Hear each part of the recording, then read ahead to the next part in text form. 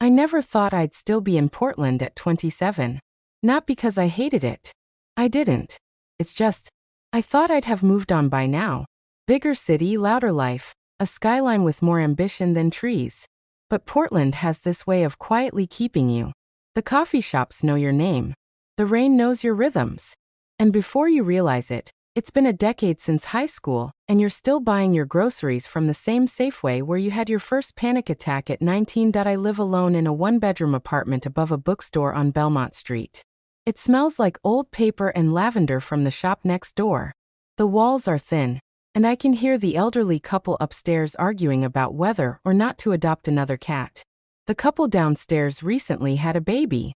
They fight more now. I keep my noise down and my windows cracked open. Like I'm always halfway out the door. I work at a graphic design firm downtown. It's not what I dreamed of doing when I was 16 and filling sketchbooks with angsty watercolors, but it pays the bills and gives me health insurance. My boss, Rachel, is the kind of woman who wears power suits with sneakers and remembers everyone's birthdays. I like her. I don't like my coworker Ethan. Too many colognes and too little self-awareness. But I pretend to laugh at his jokes. I've gotten good at pretending that I haven't had a serious relationship in 3 years. And that last one with Marcus ended with a voicemail that I've never deleted but never listened to either. Some days I think about playing it. Other days I think about deleting it. Most days I forget it exists until my finger hovers over it. Then moves away. I don't know why I'm telling you all this. Maybe because this story doesn't start with fireworks. It starts on a Wednesday in March, with me spilling coffee on my shirt in front of a stranger at a crosswalk. The light had just turned red, and I was in one of those moods where I wasn't really walking, I was drifting. Coffee in one hand, tote bag slipping off my shoulder, earbuds in, sad indie music turned way too loud. I was thinking about work. Or maybe about how my life felt like it was just on pause, waiting for something I couldn't name. And then I crashed into him. Not a hard crash. Just enough to make my coffee jump out of its lid and soak my white button-up shirt like it had a personal vendetta. Shit, I muttered, stepping back. I'm so sorry, he laughed. Actually laughed. Not in a mocking way, more like a surprised, boyish chuckle. No worries. I think I just walked into you too. Mutuelle destruction. I looked up. He had a navy hoodie pulled over his head, but I could still see dark brown hair falling across his forehead, stubble along his jaw, and kind eyes. Really kind eyes. That's the first thing I noticed. Not the looks, though yes, okay, he was attractive, but the way he looked at me like I was a real person, not a coffee-stained disaster. I think I just ruined my whole day, I said, glancing down at my now brown speckled shirt. I think you just made mine more interesting, he replied with a shrug. Too. I blinked. Olivia. Well, Olivia, do you want to scream into the void with me? Or just find the nearest laundromat and pretend none of this happened? I smirked despite myself. I'm late to work. He nodded like he understood that meant something more than it sounded. Then he pointed at the corner bakery. Let me at least buy you a new coffee. It's the least I can do. I hesitated. Not because I didn't want to, but because I'd gotten so used to saying no. No to strangers. No to anything that wasn't predictable. No to life, if I'm being honest. But something about him, or maybe about the mood I'd woken up in, made me say, okay, 5 minutes. That's how it started. We sat at a small round table near the window while the sky misted outside. Theo got a black coffee and a chocolate croissant.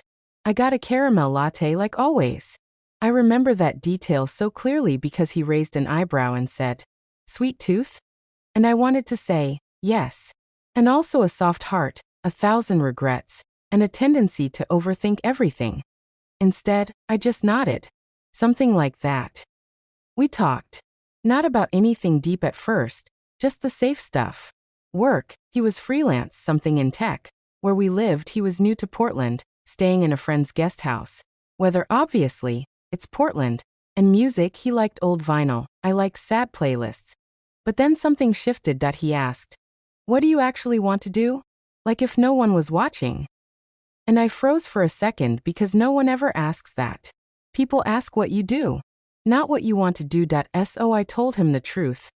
I wanted to be an artist. Not corporate. Not in meetings all day. I wanted to paint things that made people feel. He looked at me for a long moment. So why aren't you doing that? And I said the only thing I could say. Life. He smiled. Not like he was judging me, more like he understood. Maybe life's just waiting for you to stop waiting. And then just like that, my 5 minutes were up. I stood awkwardly and said something dumb like, "Thanks for the coffee." And the existential crisis. He laughed. If you ever want another one, crisis or coffee, I'm usually here around this time. Working, people watching. Waiting for someone to crash into. I smiled. Maybe I'll crash again. I didn't think I'd see him again, that I didn't even think I wanted to. But the next Wednesday, I took the long route to work, past the same crosswalk, past the same bakery. And there he was. Theo.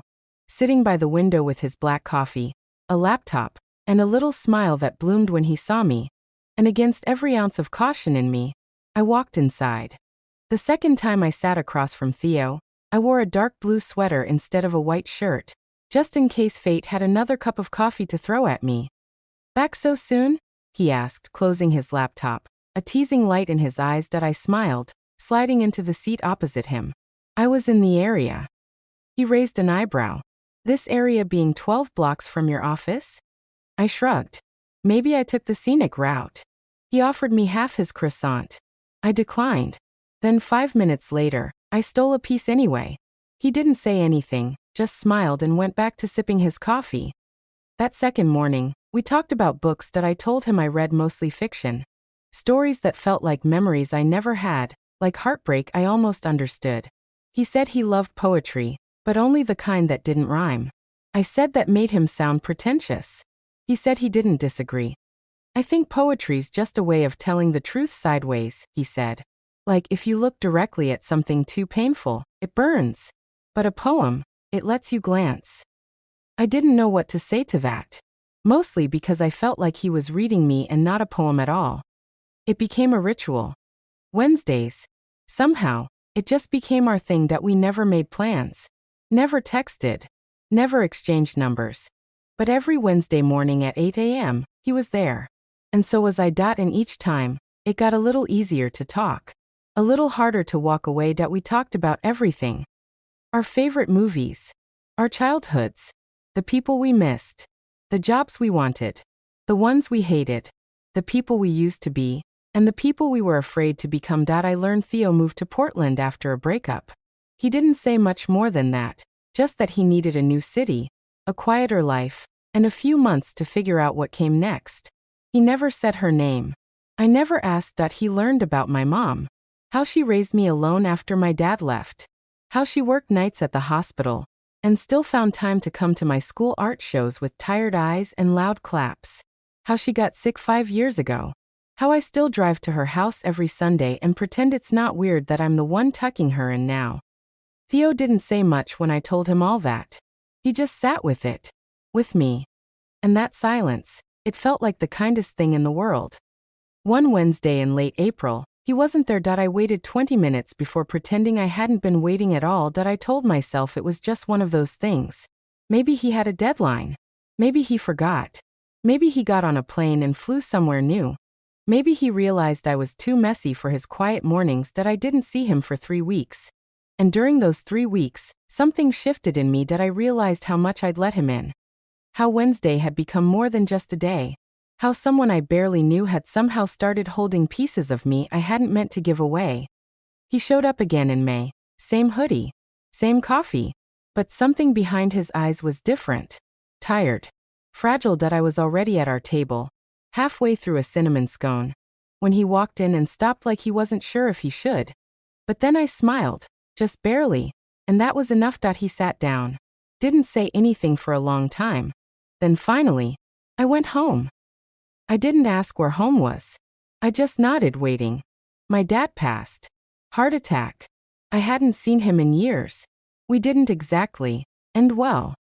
I reached across the table and touched his hand, just for a second. He didn't pull away. We didn't talk much that morning. He just drank his coffee slowly, staring out the window. I watched the rain make soft rivers down the glass and wondered how people survive grief when it doesn't ask for permission to ruin you. After that, Things changed. Not in a bad way, just in a real way that we started texting. Not daily, but enough that he sent me a photo of a cat sitting on his keyboard. I sent him a meme about overthinking. He replied with a playlist called For Olivia on Rainy Days. It made me cry in the bathtub. I didn't tell him that we started seeing each other outside Wednesdays. Sometimes we met for lunch. Once we stayed up until midnight at a jazz bar on Alberta Street, arguing about whether saxophones were romantic or just annoying. I said romantic. He agreed, but only because I said it. Sometimes he walked me home. Sometimes I let him, but he never came inside. Not yet that I think we both knew something was building. Slowly, carefully, in that way that things do when you're older and more afraid, and more honest. One night in June, as he walked me to my door, we stopped under the yellow porch light. He looked at me like he was memorizing something. "Why haven't you painted anything in months?" he asked quietly. That I looked down. "Because I'm afraid I won't be good anymore." Theo stepped a little closer. "You're already good. You just forgot how to be brave." My throat tightened. "And you think you can fix that?" He shook his head. "No. I just think you can." And then he leaned in and kissed me. Not like the movies. Not fireworks. Not slow motion. Just real, soft, human. Exactly what I needed, exactly when I didn't know I needed it. After the kiss, things didn't explode into romance like a Nicholas Sparks novel. There were no candlelit dinners, no dramatic rain scenes, no declarations of love on the street corner. Instead, there were texts. "You left your scarf in my car. Want to come to this weird art show on Saturday? It's free and possibly terrible. Thinking about you." No pressure to say anything back. There were also long silences. Not the bad kind, just the kind that hangs between two people trying to figure out what they mean to each other without rushing toward a label they're not ready to wear. That we didn't call it dating. We didn't define it. But we saw each other every week, sometimes twice, sometimes more. And the spaces between those meetings started to feel quieter, heavier, like missing someone before they're even gone. Theo was careful with me that I didn't know how to explain it at the time, but it's like he sensed I wasn't someone who needed rescuing, just someone who needed to be seen. And I did see him, too, that he wasn't always light and laughter. Sometimes he disappeared into himself, especially when he talked about his dad. There were whole afternoons when he'd cancel last minute and disappear off the grid that I didn't press at least not at first. But one night in late June, after watching a terrible documentary and splitting a burrito in his friend's living room, he was still house-sitting. I asked, "You okay lately?" He looked down at his hands. "I've been having those dreams again." "What kind?" "Where I'm back in that house. The one I grew up in. My dad's there, but he's always just out of reach. Like, I can hear him moving around, but I can't find him. And when I do, he's just gone." I sat beside him quietly, letting my shoulder press into his. "I'm scared," he said after a while, "that I'll become him." "You won't," I whispered. "You already aren't." That night I stayed, not in the romantic way that I just stayed. That we lay side by side on the couch, fully clothed, watching some dumb late-night comedy show until we both fell asleep. When I woke up at 3 a.m., my cheek against his chest, his hand was gently tangled in my hair. That I didn't move for a long time. Because it felt like the first time in years I wasn't lonely. July brought heat and thunderstorms. That my mom had a bad week. Dizzy spells, confusion, forgetting my name for a full 30 seconds. That felt like eternity. That I didn't tell Theo right away. That I didn't want him to carry that weight. But when I showed up to the cafe on Wednesday with dark circles under my eyes and shaky hands, he knew something was wrong. That we went for a walk instead of sitting. That he didn't speak until I did. "My mom, she's not getting better." "I'm sorry," he said, and he meant it. That I told him about how hard it is to be a daughter and a caretaker and still try to have a life that feels like your own. How every time I feel a moment of joy, I feel guilt for not being at her side. How tired I am. How angry I am sometimes at things I can't name. Theo listened. Then he said something I never forgot. "You're allowed to build a life even while someone you love is fading. That's not betrayal, Liv. That's survival." I cried that night, quietly, into the collar of his shirt. That he didn't try to stop me. That he just held me. And it felt like the first time I didn't have to hold myself together for anyone. Then came the gallery. It was a small space in northwest Portland, run by a couple in their 30s who believed in undiscovered voices. Theo found it online, sent me the link, and said, "You should submit your work." At first I laughed. Then I ignored it. Then I stared at the email for days. Because deep down, I wanted to paint again. Really paint. Not for work. Not for social media. Just to feel something come alive. So I did it. I started waking up early before work, painting in the soft light of morning, my apartment smelling like coffee and turpentine, and feared. I submitted 3 pieces. They chose 2. The night of the opening, Theo came with me. He wore a button-down shirt and sneakers and looked both proud and terrified. Maybe for me, maybe for himself. The gallery was packed. People sipped wine and said things like emotionally raw and textural contrast. I stood near my work, heart pounding in my chest like I was 17 again. Theo stood beside me the whole time. Later that night, when we were walking back to my apartment in the summer air, he reached for my hand. "You did it," he said. I looked at him and smiled. "We did it." Because without him, I never would have believed I still had something worth showing. That night he came upstairs, not because it was time, but because it was right. There were no perfect lines or dramatic music. Just quiet kisses. Soft laughter. Hands exploring like they were learning each other in Braille. It wasn't rushed. It wasn't flawless. But it was real. And for the first time in years, I let someone all the way in. Not just into my body, but into the parts of me I usually hide. The scared parts. The broken parts. The parts still hoping. In the weeks that followed, everything felt different. Not in the fireworks and fairy tale kind of way. More like the soft shift of gravity when you realize someone has quietly become part of your daily thoughts. Not as a guest, but as a resident. Theo didn't move in, but he started leaving little pieces of himself around my apartment, a worn paperback on my nightstand. His hoodie draped over the back of my kitchen chair. A toothbrush next to mine. His Spotify playlists playing through my Bluetooth speaker while I cooked pasta and hummed along. We hadn't said I love you. But it was there, in the way he looked at me when he thought I wasn't watching. In the way he always stocked my fridge with oat milk, because he remembered I was lactose intolerant, but too lazy to buy my own. In the way he never made me feel like a burden. Even when I was all sharp edges and late-night anxiety spirals, it was the kind of love I hadn't known existed. Quiet. Steady. Patient. But life doesn't wait for love to get settled. Late August brought complications. It started with a call from my mom's doctor. "Her scans show progression," he said gently, like that would make the words any less brutal. "We'll need to talk about long-term care options." I hung up and stared at the wall for 10 minutes. Then I went to her house and made her soup like nothing had changed, even though everything had. She smiled the whole time, not knowing, or maybe knowing too much and choosing not to say it. I didn't cry that day. I just folded laundry and scrubbed her kitchen counters like if I made everything clean enough, I could stop time. That night, Theo came over. He brought takeout and flowers. I didn't tell him about the doctor call. I didn't want to ruin the evening, but when he leaned over to kiss me and I flinched, he pulled back. "What's going on?" he asked, voice low, steady. "I'm fine," I said too quickly. He didn't believe me. He never did, thankfully. "Talk to me, Liv." So I told him. About the doctor. The scans. The decision I'd been dreading for months but now had to make. Moving Mom into a care facility.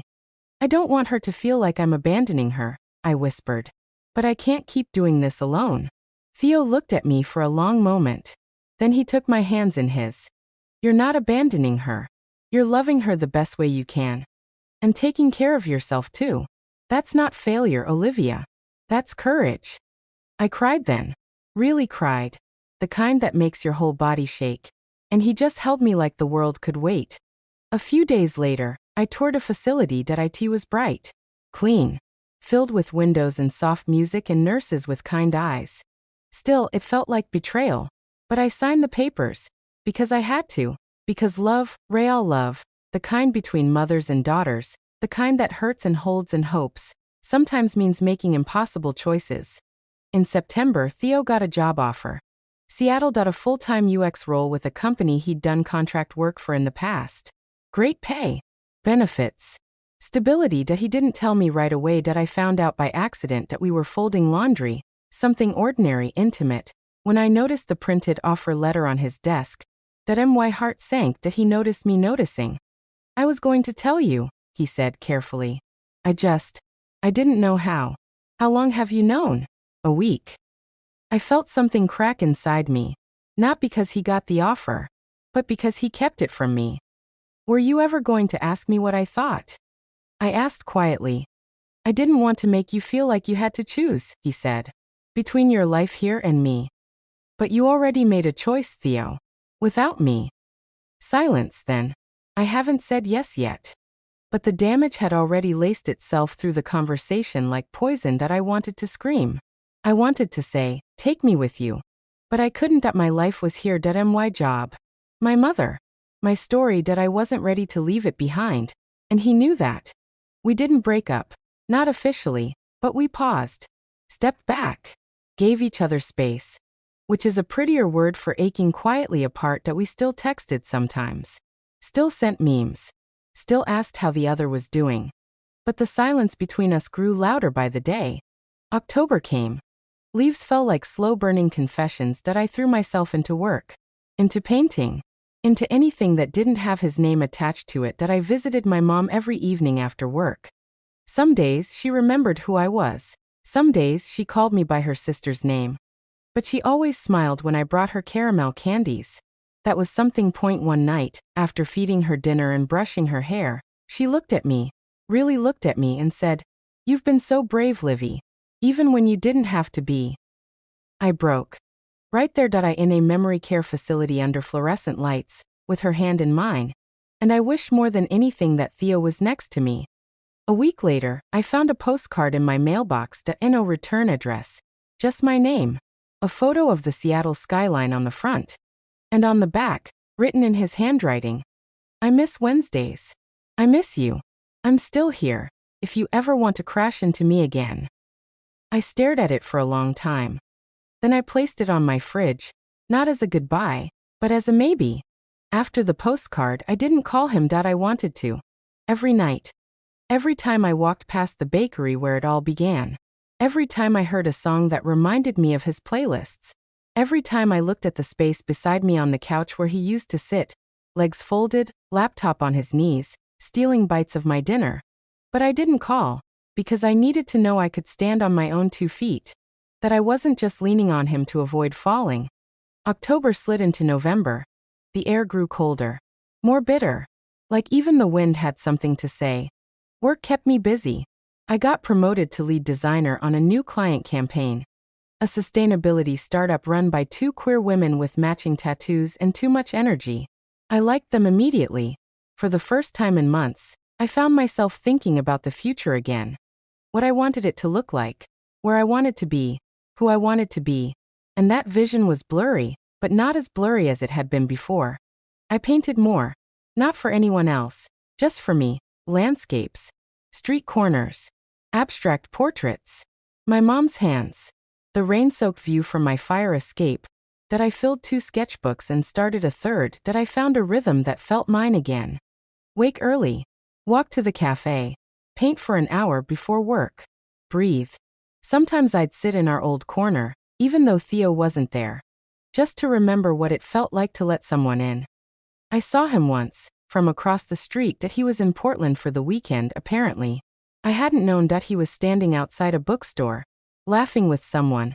A woman, tall, elegant, red lipstick. Could have been a date. Could have been a friend.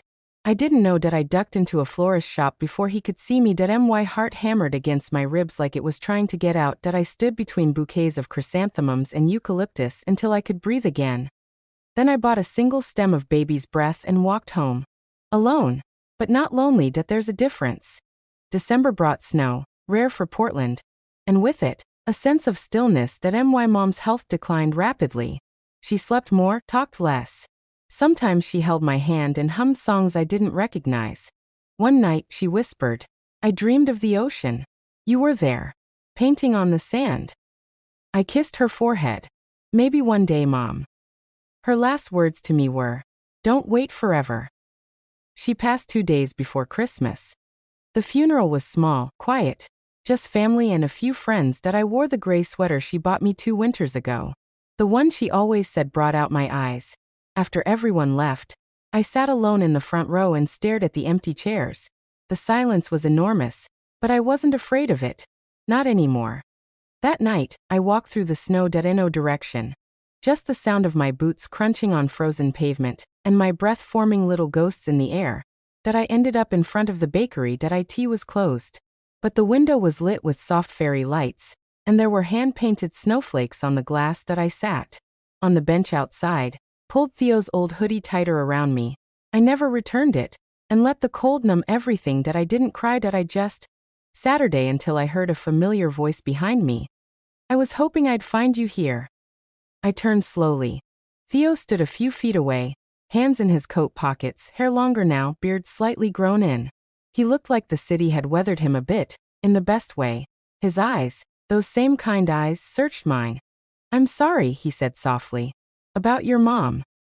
I nodded. "Thanks." He stepped closer. "I didn't know if I should come, or if you'd want to see me." "I didn't know either," I admitted. Silence then. "I came back for the holidays. I thought about you every day." I looked down at my hands. "I saw you a few weeks ago, outside Powell's. You looked happy." He smiled faintly. "I wasn't. I mean, I was okay, but I wasn't whole." I finally met his gaze, and said the thing I'd been carrying like a stone in my chest. "I loved you, you know." He took a step closer. "I loved you too. Still do." "But that wasn't enough," I said, not as a question, just as truth. He nodded slowly. "No. Not then. We both had things to figure out. Lives to hold together." "And now?" I asked. He exhaled. "Now? I don't know. But I know I miss you. Not just Wednesdays. You." The snow kept falling around us, soft and soundless. I didn't say anything for a long time. Then I stood, walked over, and rested my forehead against his chest. He wrapped his arms around me like he'd never let go again. We didn't kiss. Not that night. Not yet. We just stood there, holding everything we hadn't said, everything we still could. Because sometimes love isn't a lightning bolt. Sometimes it's a slow return. A quiet unfolding. A maybe that's finally ready to become yes. After that night in the snow, Theo and I didn't rush anything. We texted again. Every day, but slowly, carefully. We talked about grief, about what it felt like to lose a parent and still go to work the next day, still answer emails, still smile at strangers who didn't know your world had changed shape forever. He told me more about his father. How complicated their relationship had been, how much guilt he carried. How Seattle, as much as he liked the job, still didn't feel like home. I told him about my mom's last days. About the silence in her house now. The unopened mail. The sun filtering through curtains she used to iron. How her mug still sat by the sink, like she might come back for it. He said, "You don't have to move on.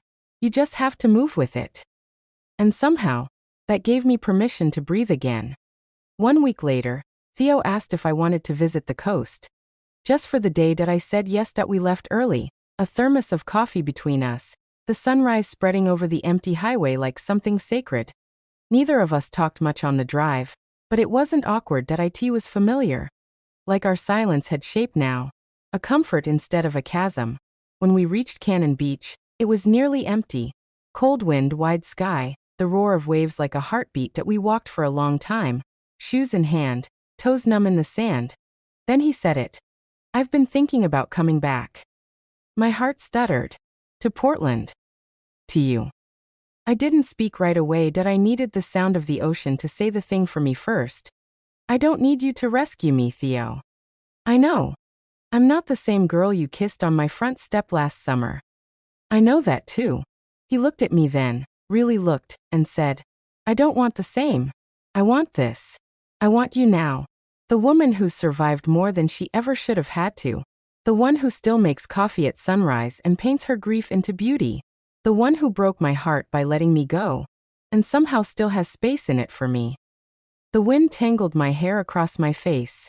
I didn't move it. I just walked closer, and whispered, "Then come back." He did. Not all at once. Not like a movie. He gave notice at work. Looked for remote opportunities. Took things slow. Moved into a small rental on the east side. Close enough to see each other. Far enough to keep our independence intact that he didn't ask to move in, that I didn't offer, that we'd learned how to love each other without possession, without pressure. I kept painting, submitted to 2 more shows, started selling prints online, even began teaching a weekend workshop at a small studio for beginners. 10 people with messy hands and open hearts. It made me feel useful in a way I hadn't in a long time. Sometimes Theo would show up after class with takeout and a bottle of red wine, and we'd eat on the floor, our backs against the wall, laughing about the time I'd mistaken a student's abstract frog painting for a sun, that we were still healing, still growing, still figuring it out, but we were doing it together. Then one morning in early spring, almost exactly a year after we first met, I found a small white envelope on my doormat that had no name on the front. Just a date written in Theo's handwriting, Wednesday, 8:00 a.m. inside, a note. Let's meet where we began. If it still feels right, stay. I showed up early, sat in the cafe, heart racing, hands fidgeting with my coffee cup like I was 20 again. At 8:02, he walked in, same navy hoodie, same soft smile. He sat across from me, just like the first time. But this time he reached across the table, took my hand, and placed something small and smooth in my palm. A key to the studio space I've been looking at, he said. It has 2 rooms, big windows. I thought maybe you could paint there. I looked at him, stunned. Are you serious? Dead serious. I want to build something with you, live. Not just a life, a space, a rhythm, a place where we can grow and create and mess up and laugh and cry and just be. Tears prickled behind my eyes. Not because it was grand, but because it was real. I nodded. Yes, I said, voice breaking. Let's build it. That night, we stood in the empty studio, dust on the floor, walls bare, possibility everywhere. He kissed me in the middle of the room. And I knew, finally, that love, real love, doesn't arrive with fireworks. It shows up on quiet Wednesdays, stays through the grief, leaves space for breath, and always finds its way home. 1 year later, I still wake up before the sun. Only now, it's in a loft above the studio Theo and I share. The floorboards creak. The windows fog in winter. It's not glamorous, but it's ours. Mornings are quiet. Sometimes I paint. Sometimes I sit on the fire escape with tea and watch the city stretch awake. Theo usually stumbles out of bed around 7, hair messy, still half asleep. He always kisses the top of my head before making coffee, like it's muscle memory now. Some days we work in the same room, our desks pushed to opposite walls, music playing low. Some days we need our own space. He takes calls in the kitchen while I disappear into canvas and color. That we've learned how to love each other without losing ourselves. It took work. It still does. We have fights. About the dishes. About money. About my tendency to shut down when I'm overwhelmed, and his habit of trying to fix things that don't need fixing. But we always come back to the couch, to the kitchen table, to the small, ordinary places where love happens in real time. My art career is growing, slowly, honestly, in the way I want it to. I had my first solo show last month. 50 people came. Some I knew. Most I didn't. One woman cried in front of a painting called Breath Between Storms, a piece I made after my mother died. After the show, I sat in the empty gallery with Theo and a bottle of champagne, shoes off, cheeks sore from smiling. I think you're really doing it, he whispered, arm around my shoulder, and I said, yeah, I think we both are. We still go to the bakery on Wednesdays. Every week like clockwork. Same table. Same coffee orders. Sometimes we sit in silence, just holding hands. Sometimes we talk about the week, our plans, the way the world feels too big and too small all at once. And sometimes we don't go at all, because life happens, deadlines pile up, or one of us just needs a morning under the covers. But even then, we feel it. That tether. That soft promise we made without ever saying the words. I'll keep showing up. We talk about the future now, not in concrete plans, but in brushstrokes. A road trip down the coast. Maybe a dog. Maybe a baby. Maybe just more plants. We don't rush it. Because we know the best things take time. And because we've already survived the waiting once. One rainy evening in April, I found a small wrapped box on my desk after work. Inside was a silver ring, simple, quiet, real, with an engraving on the inside. You crash into me. I turned around, heart pounding, and Theo was standing there, nervous, hopeful, steady. I don't need a ceremony, he said. I don't need vows or white dresses. I just want more Wednesdays. All of them. With you. I didn't say anything, just slid the ring on my finger, walked across the room, and kissed him like I already belonged to him in every way that mattered. Because I did. It's strange how the smallest moment can change your life. I spilled coffee at a crosswalk in March. A stranger who looked at you like you were made of more than mistakes. And now a life that fits. Not perfectly, but beautifully. Exactly the way it was always meant to.